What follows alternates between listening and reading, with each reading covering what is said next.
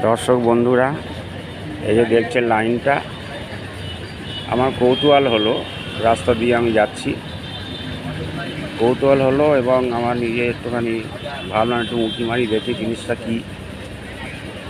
বিশাল line, আমি ওই জন্য ভিডিওটা করছি এবং খোঁজ নিয়ে দেখা গেল এখানে এসে যে একটা গাড়ির মধ্যে ওই ধূপের পেটি রাখা আছে। ধূপ মানে সেল হচ্ছে আর কি, একটু দামটা কম, চিপ, ভালো।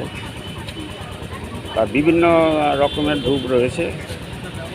আমিও আশা করছি যদি ভালো হয় আমিও নেব, কিন্তু এই মুহূর্তে আমি একটু অন্য কাজে ব্যস্ত থাকবো বলে আমি বললাম যে আমি পরে আসছি, এসে আমি নেব।